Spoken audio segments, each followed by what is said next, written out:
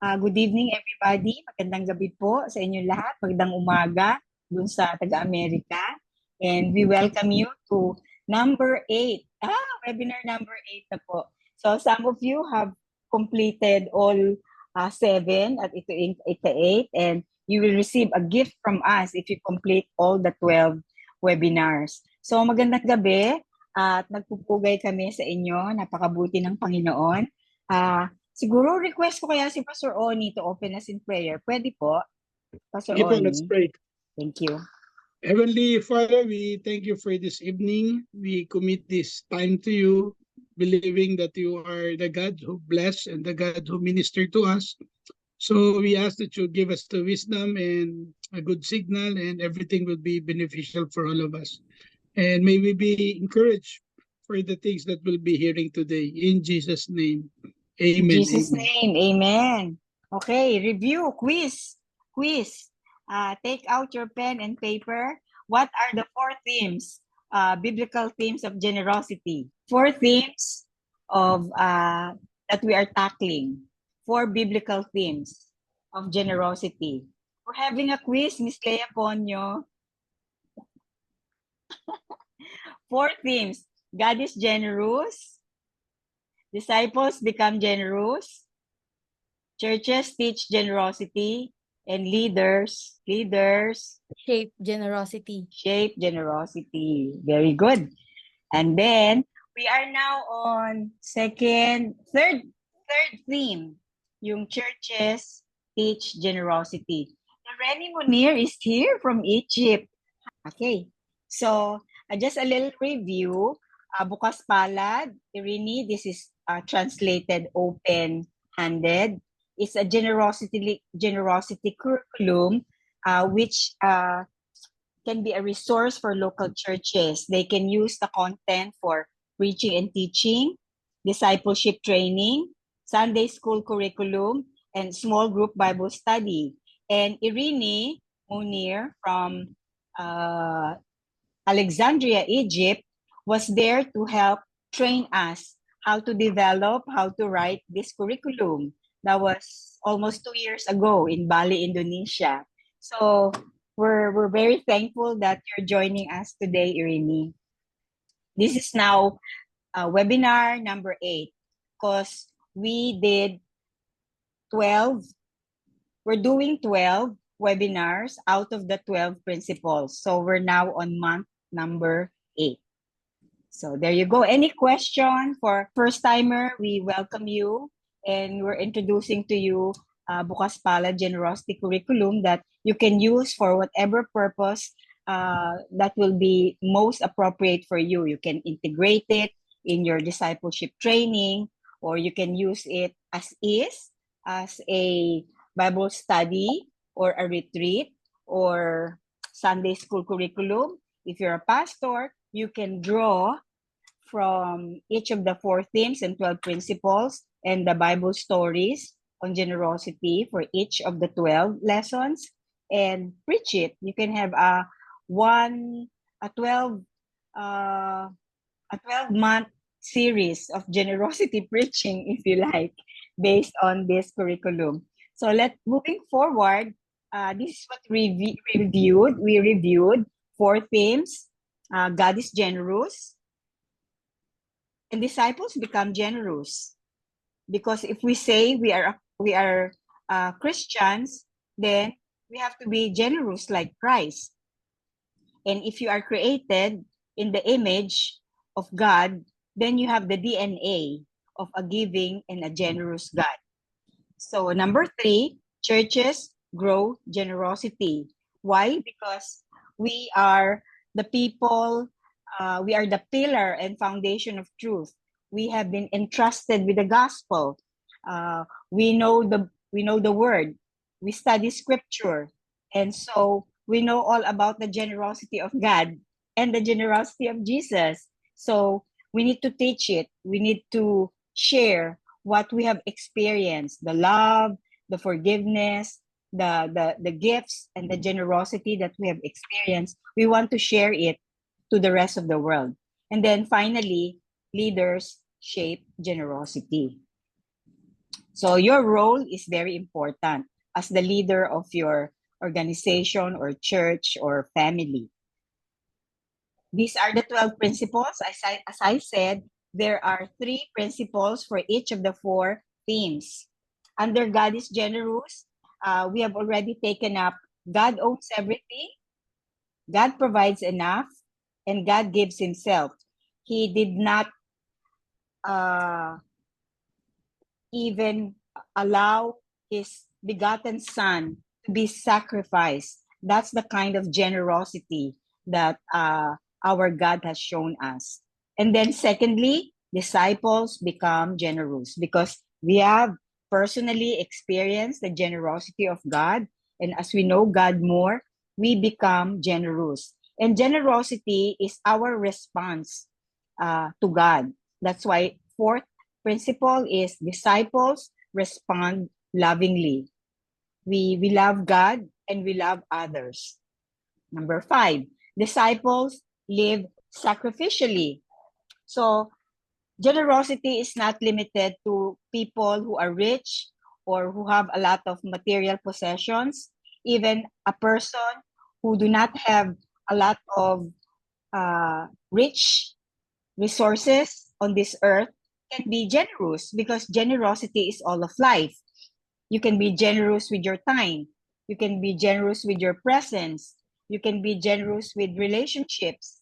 And somebody said, you can be generous with performance. We share our labor. We do our work, our tasks with excellence. And we want to be generous with our work. So, and then number 6, disciples find joy. We find joy. It's not an obligation for us, but it's a response of a genuine converted heart to respond with joy.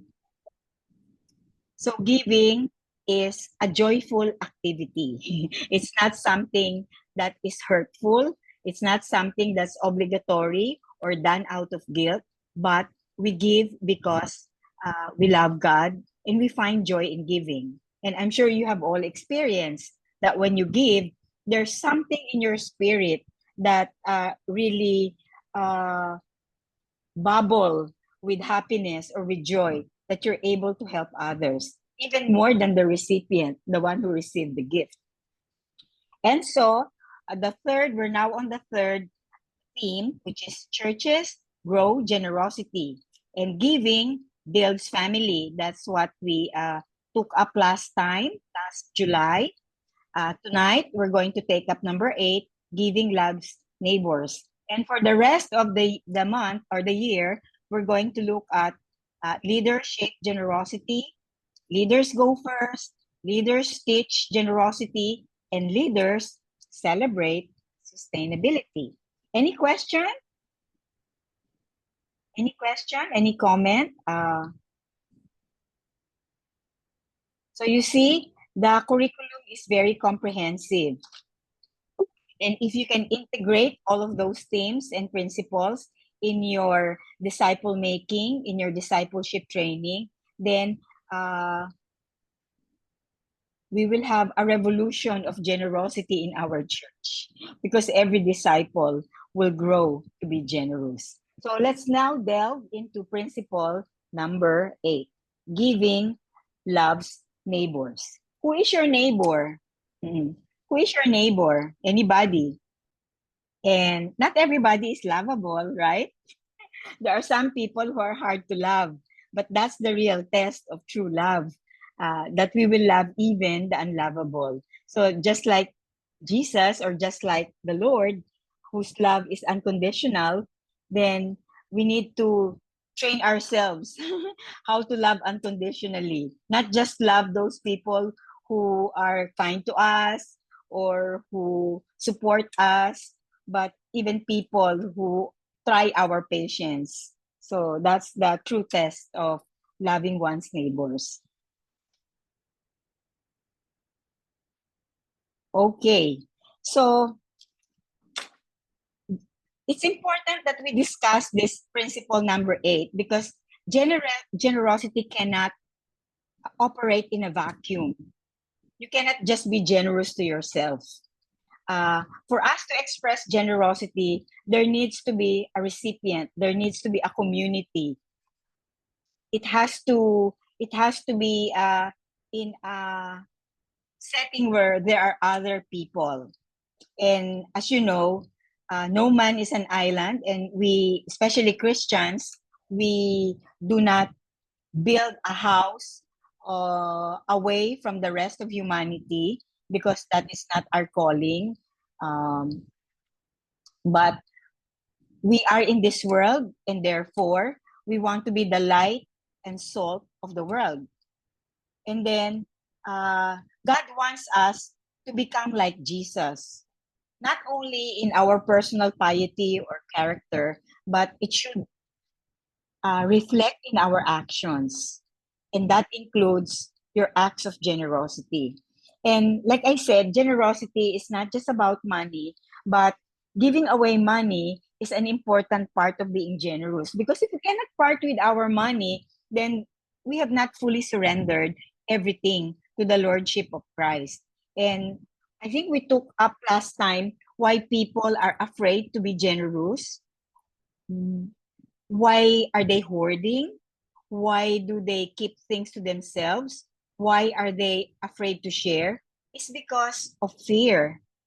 And if we name those fears, I think in one of the sessions, we asked you to name your fears. What are your fears? There's fear that there's not going to be enough. Tomorrow, I may not have food to eat. I may not have enough budget for my meal, my transportation, my family, my children's education, and so forth. So, and fear, we said, is the opposite of faith in God. Because if we believe that God owns everything, and that God is able to amply supply, and that God is able to provide for everything, then that is trust. We are trusting in the abundance of God, and He will not lack. Remember the parable of, not the parable, the multiplication of the 2 fish and the 5 loaves of bread. God is able to multiply our resources. So there's no scarcity of resources in the abundance if we operate in the abundance of God. And we're not teaching here prosperity theology. We're saying God is a God of abundance, and therefore we should trust in Him, and not just on money and what little that we have, because He is able to replenish even the last dollar or last peso that you give when you are guided by the Spirit. Give it away to somebody who needs it more. And you'll be surprised how God is going to provide for you even more than what you have given away. So we cannot express our devotion to God without showing care and compassion for the other person, because God is spirit. I mean, we cannot touch Him. We cannot interact with Him in a physical manner, but we do with other human beings. And so we can treat other human beings as an opportunity for us to express our worship, our devotion, our love of God by showing it to another person. So that is how we invite others to the aroma of the gospel. That is how people become magnetized or attracted to Jesus, because they see Christians. It's unfortunate that there are we've heard this said before. I like Christ, but I don't like Christians. So some people are stumbled by Christians, and we don't want that to happen. We want to be able to be blameless before all men, so that they will not say anything negative about the God that we serve, because we carry His name. For our Bible story, we have the parable of the Good Samaritan. And this is a very familiar story for all of you, but we're going to read this. And I'm going to ask one of you with a good loud voice to read. One day, an Si expert Pastor. in religious law stood up to the test Jesus by asking him this question, Teacher, what should I do to inherit eternal life? Jesus replied, What does the law of Moses say? How do you read it? The man answered, You must love the Lord your God with all your heart, all your soul, all your strength, and all your mind, and love your neighbor as yourself. Right, Jesus told him. Do this and you will live. The man wanted to justify his actions, so he asked Jesus, And who is my neighbor?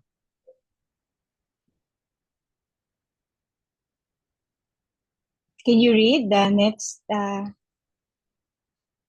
verse 30? Jesus replied with a story. A Jewish man was traveling from Jerusalem down to Jericho, and he was attacked by bandits. They stripped him of his clothes, beat him up, and left him half dead beside the road. By chance, a priest came along, but when he saw the man lying there, he crossed the other side of the road and passed him by. A temple assistant walked over and looked at him lying there, but he also passed by on the other side.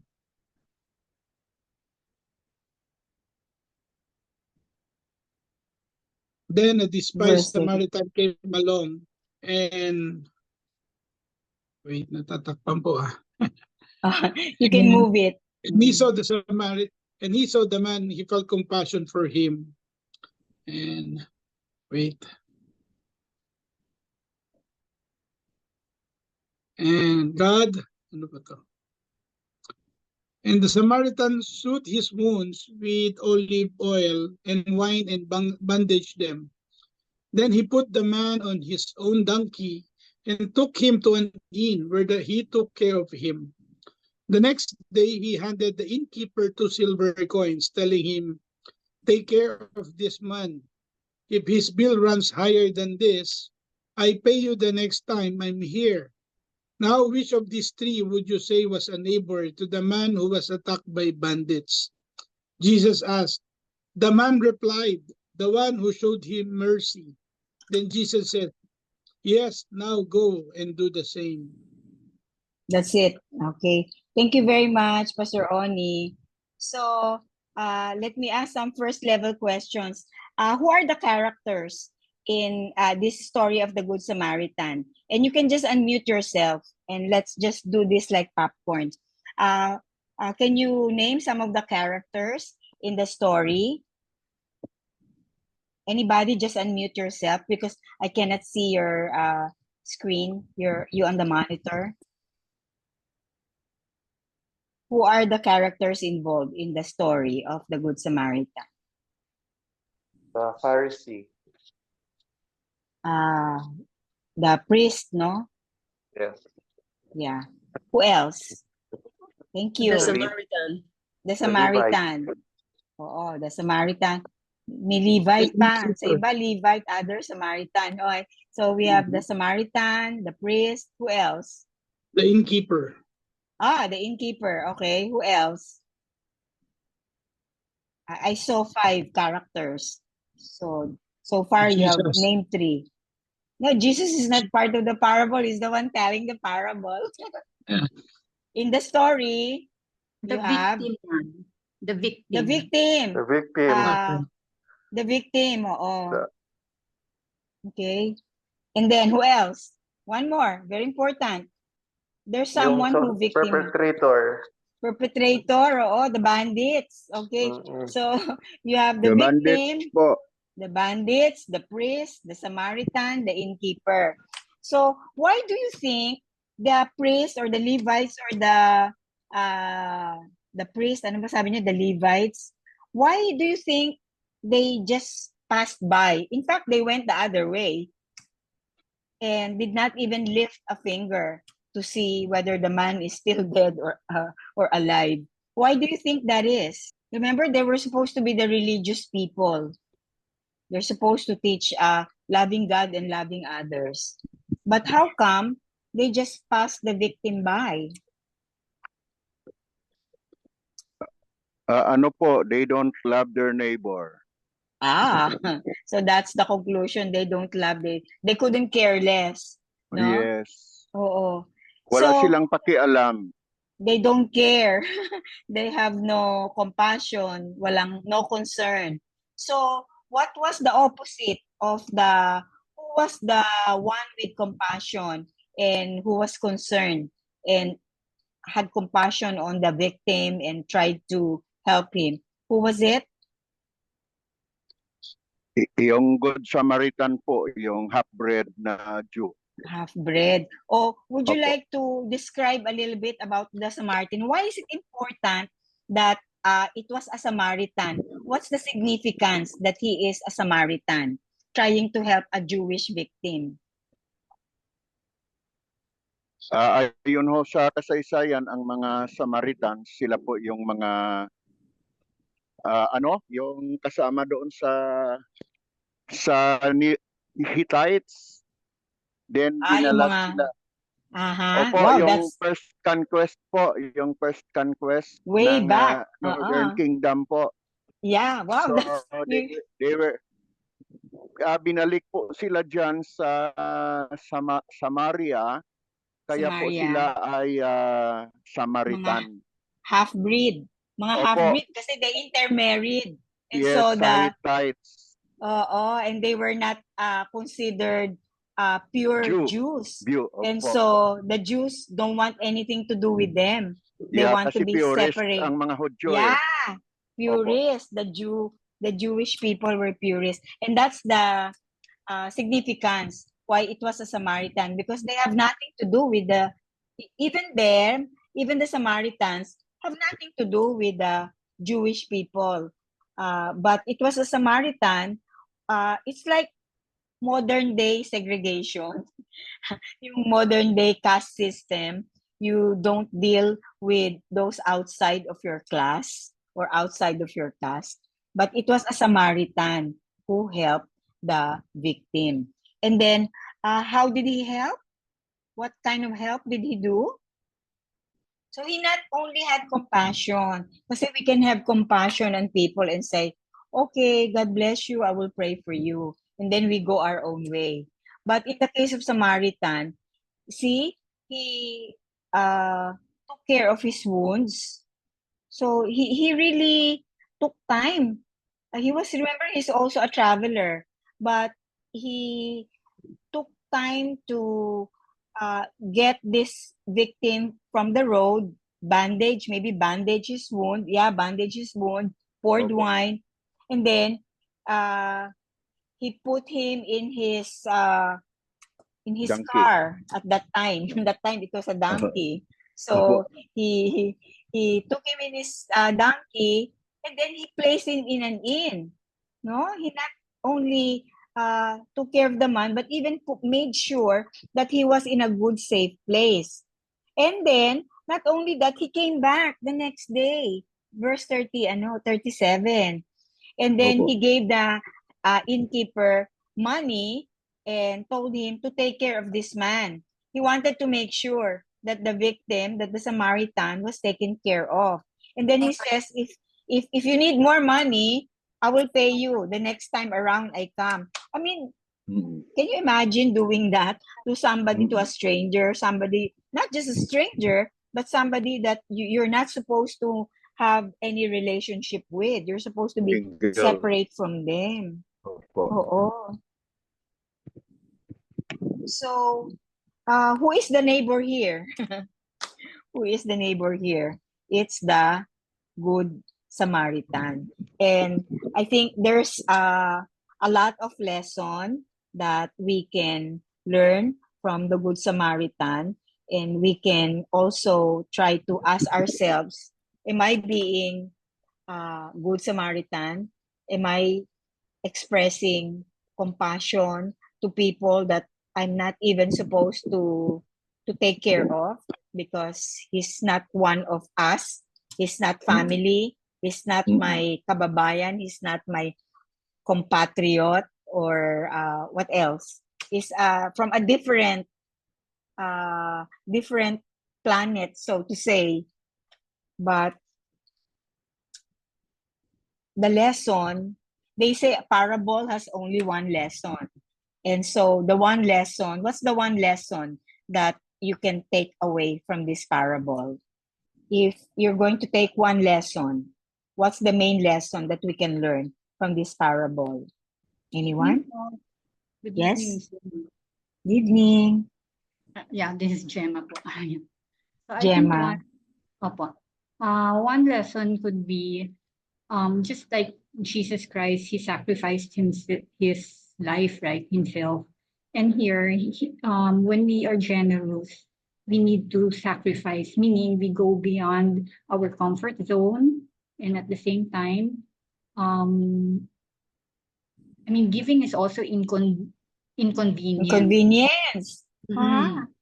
Yeah, even the time, his treasure, actually, I think even his emotion, no? There's so many things that he gave in short. So in other words, it's really sacrificial giving. Mhm. Yeah, so it takes much more than giving extra, like you have an extra money to give, or somebody is maybe a beggar is asking you for money and you will give some coins just so he will not pester you. But here you go the extra mile. The Samaritan went not just an extra mile, but several miles extra in order to do this. Zoe, please get the video ready. That's the biblical story of generosity. It's just one of the many generosity stories in the Bible. But we also have contemporary stories of generosity. Let's look at one Filipino ministry, CCT, Center for Community Transformation. Their Kaibigan ministry. Kaibigan means friendship or friends. Thank you, Zoe. Ako po ay napabilang po sa Broken Family. Kaya po ako napatpat dito sa kalsada para maranasan ko rin po yung hirap po dito. Ito po ang Luneta Park. Dito po ako nakatira. Dito rin po ako nagtatrabaho. May asawa po ako at may 2 anak. At ang buhay lang po namin dito sa kalye, mga lakal po. The street dwellers are the poorest poverty group among the many poverty groups in the Philippines. There are about 3 million street-dwelling families in Metro Manila alone. CCT's purpose is to help change lives, empower communities, and strengthen families. So, we have the Kaibigan Ministry addressing the needs of street people.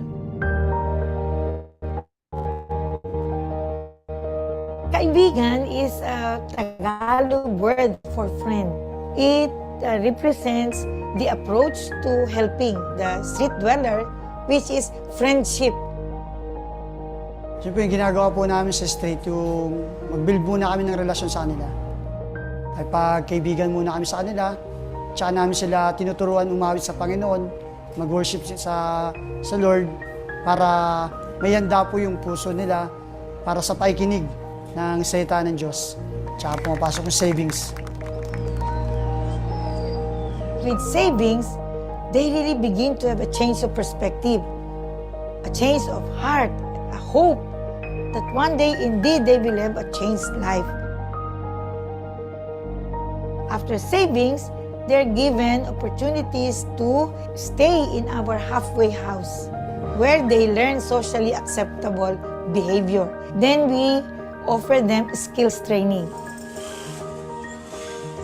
At doon sa Cabrera Center, Kaibigan Ministry, napatira ako at nakapakinig ako ng mga devotion sa tulong ng mga pastor. Dahil sa aking nakikitang pagbabagong buhay, napadala ako rito sa Lupang Pangako. Lupang Pangako in English is a promised land.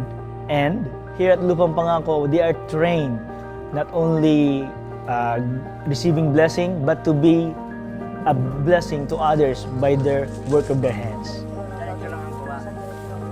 Ang ginagawain ko rito sa nag-harvest ako ng talong, nag-aalaga ako ng baboy, nagpapakain ng manok, nagsusuga ng kambing. Malaki po ang pinagbago ng aking buhay. Pag-aaral ko ng anak ko, napapakain ko sila ng tama, at na may Diyos ako ngayon sa buhay ko. Sa tulong po ng CCT na matulungan po nila ako magbago, may lapit ko po ang puso ko sa Panginoon at para matupad po ang aking mga pangarap. My particular prayer for street dwellers is that there will be no person dwelling in the streets with no home, with no hope. There will be no person who will not enjoy abundant life in Christ Jesus.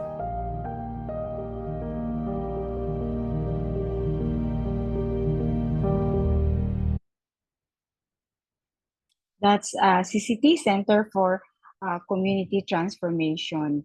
And I have been to their halfway house in Pasay, which is in Metro Manila.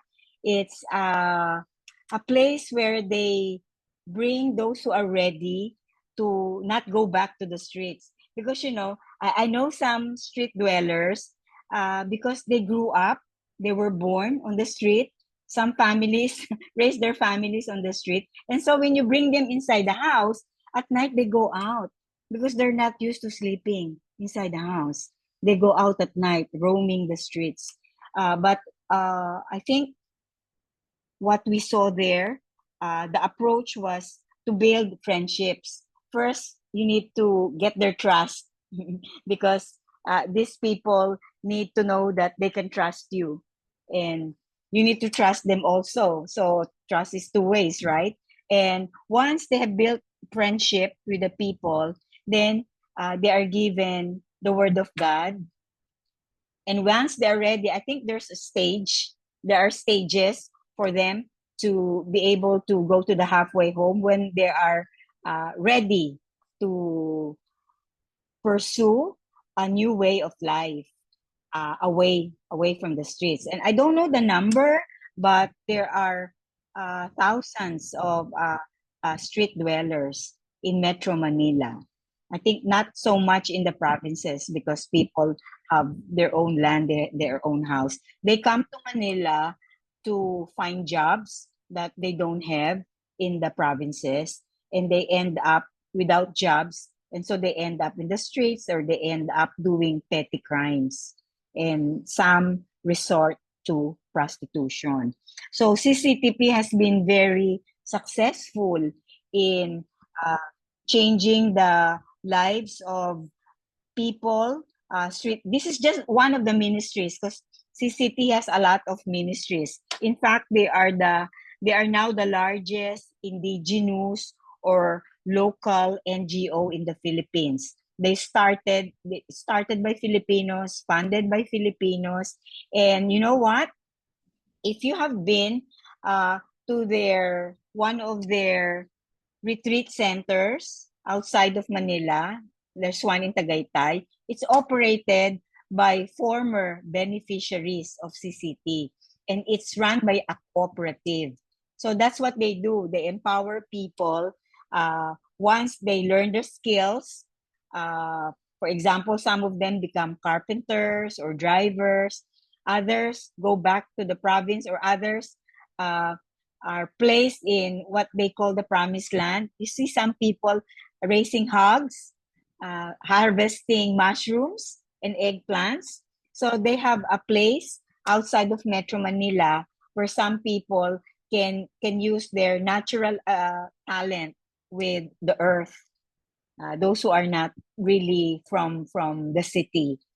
So I think what this does is when you love your neighbor and show compassion and really empower them to get back their dignity, because you know people who are at the margins like street dwellers, they've lost all their dignity because they're like at the margins.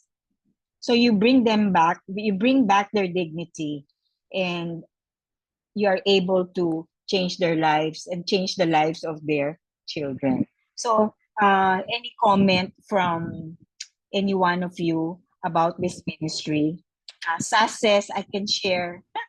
Sas, what kind of Western story can you share? Hi, Zena. Thank you so very much. Hello. Yes, I will share actually a paper that I wrote on this, but where where the Good Samaritan story became real to me was a few years ago in Kenya.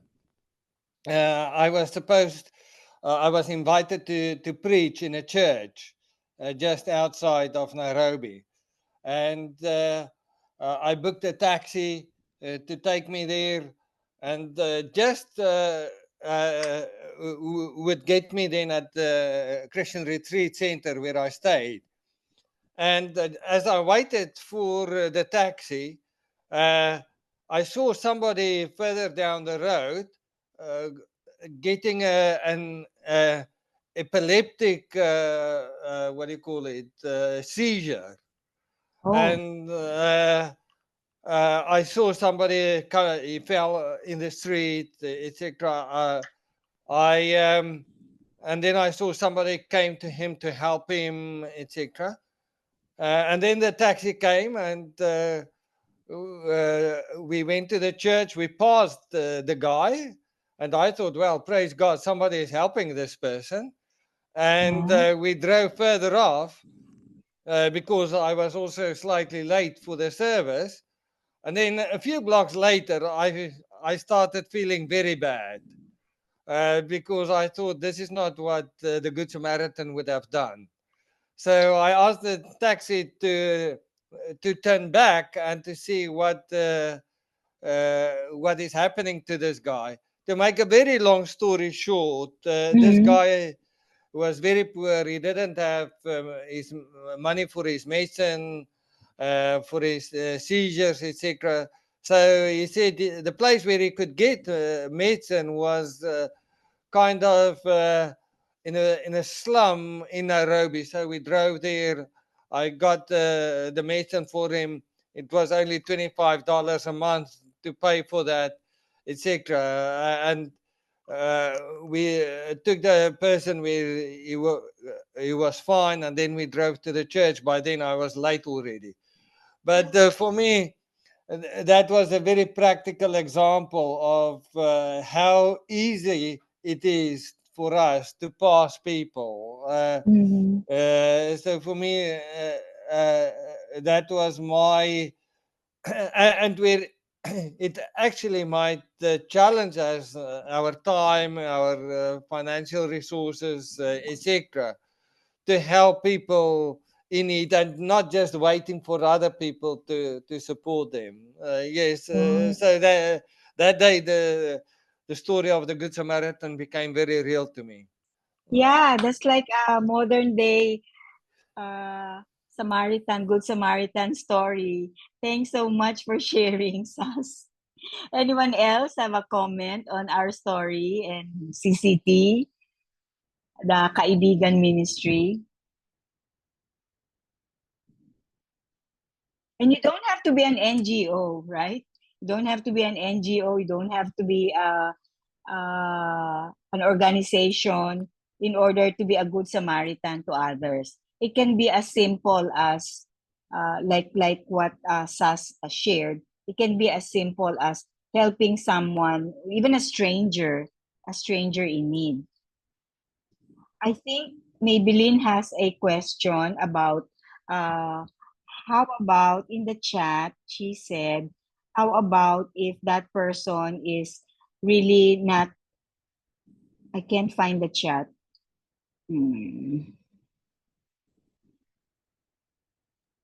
Hello po, good Okay. evening. I think I can read Okay. my question. Okay. my question is, in the essence of generosity, how do we resolve the conflict of whether we should give alms or help to a beggar who would ask for money because they might use it in some other stuff instead of using it to buy food? Okay, that's always a question, right? So anyone wants to venture an answer? Maybe Boy, Senate, yes? yeah. Yes, Boy. I can share with that. I have the same struggle before for more than decades already about giving to Oh. the poor in traffic. And I started giving few coins at the start. Later on, it has to be in bills. Later on, I was conscientized by saying they are being controlled by the syndicates. But again, when you read the Bible always says these people can be representing God. So like Jesus. So I have to give. And then I convert, instead of giving money, I started giving food like biscuits.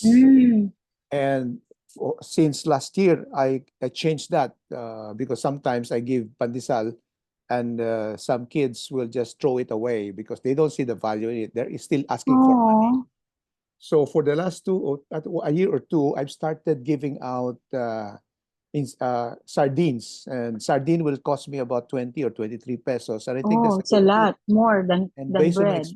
based on my experience, there are a lot of surprises on the part of the beggars when they see it's already an ulam, no? It's ulam. So, but sometimes somebody would ask me, what about the yung kanin, no? So I cannot give everything. So I always carry with me in the car number of sardines. Maybe that can solve those who are having problems with issue on syndicates, because the reality, the beggar need food to eat on the spot. That's right. I'm sure. And I see that in their faces and I give it out. And I'm happy to see there's such thing as kaibigan.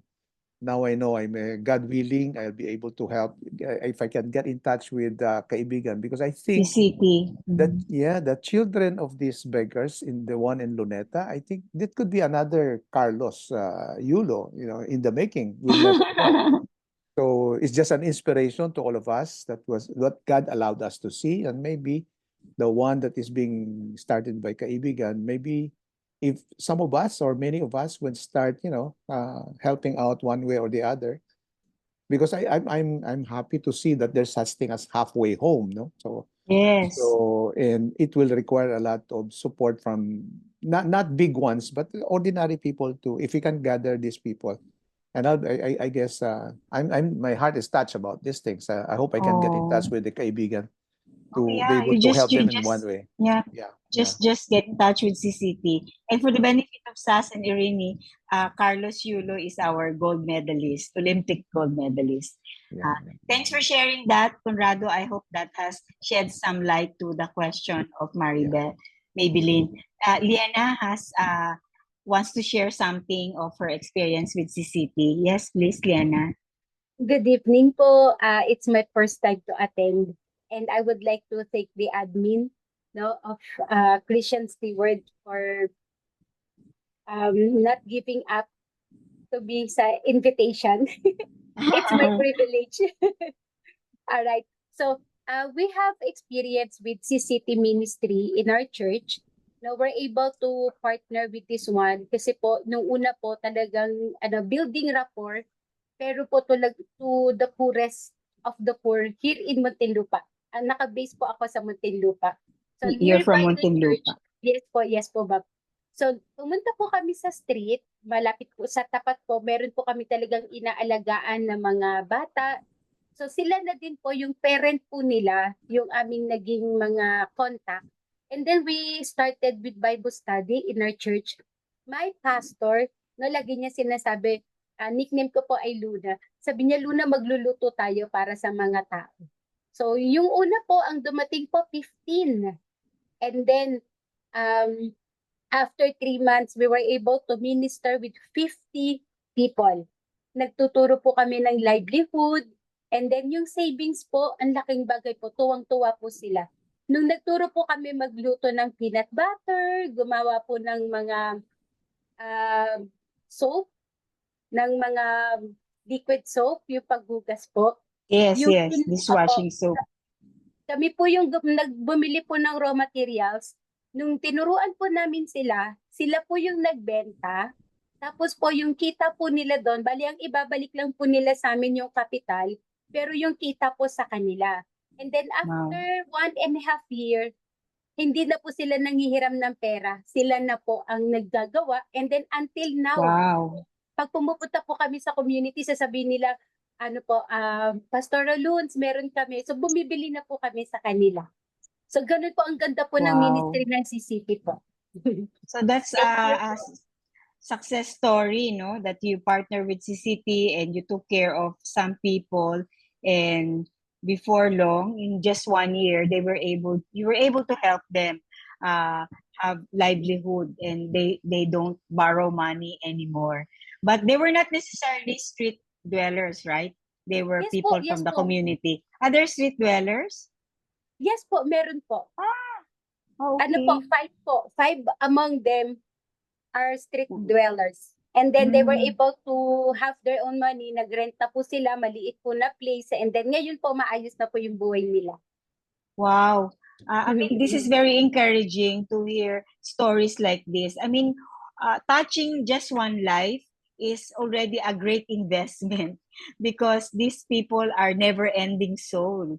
And Amen. even just to touch one life, and if you touch the life of the family, the household, let's say the father or the mother, then there's a good chance that they can teach their children as well, or teach the Yes. children and they teach the parents. Amen. Thank you, thank you for sharing. Thank you. God bless. That's very inspiring. So, Jem, did you have anything to say? You're just commenting, Gemma. You're just making a comment. Let me see. I think. Let me go back to my sharing and see if I have something else on my PowerPoint. Okay. So we've seen the Kaibigan Ministry of CCT. Oops, that's it. Oh, so for your assignment, this is pabaon. For your assignment, you can to put a practical application of our message, loving your neighbor, is this. Identify a neighbor, include them in your personal and family prayer time. And then don't stop there. Do something good for them within the week.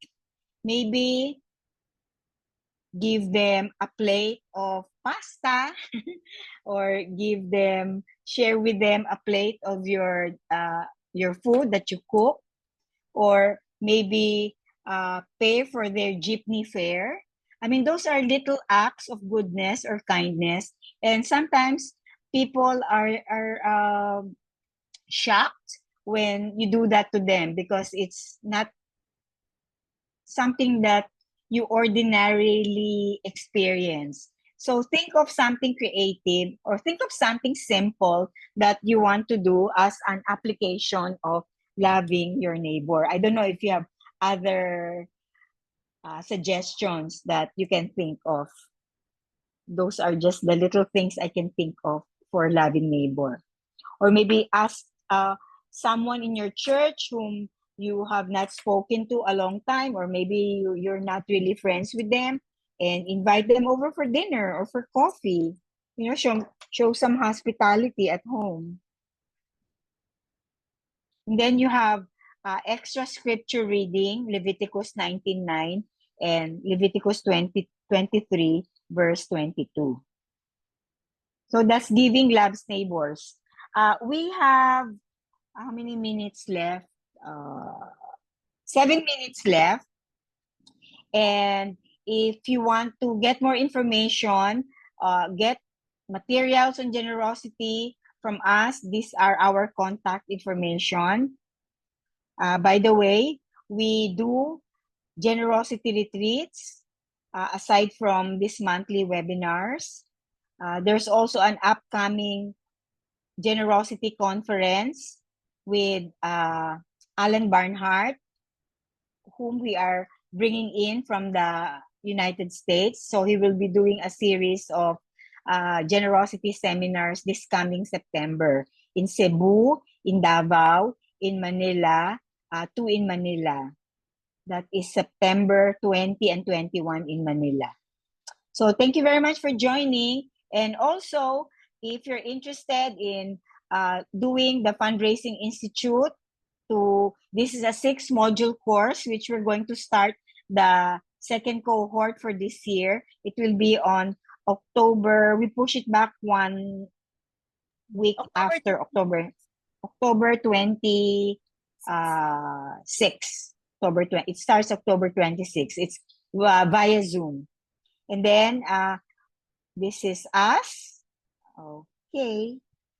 For next time, September 27, it will be principle number 9, giving reaches the lost. Okay, so that ends our my slide presentation, and we're open now. We have 5 minutes for open forum if you want to stay for the open forum and just make comments. I'll stop share. Share. There you go. Otherwise, I really like to thank you very much for joining us, especially the first-timers, Pastora Luna, and who are the other first-timers? Thank you. Boy, this is not your first time, right? You joined us before. And also, several times. 3 times. Thank you. Miss Bessie, how are you doing?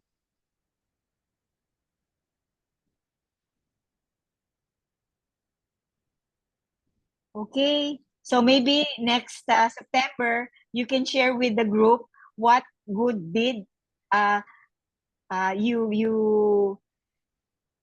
you have done in order to respond to God.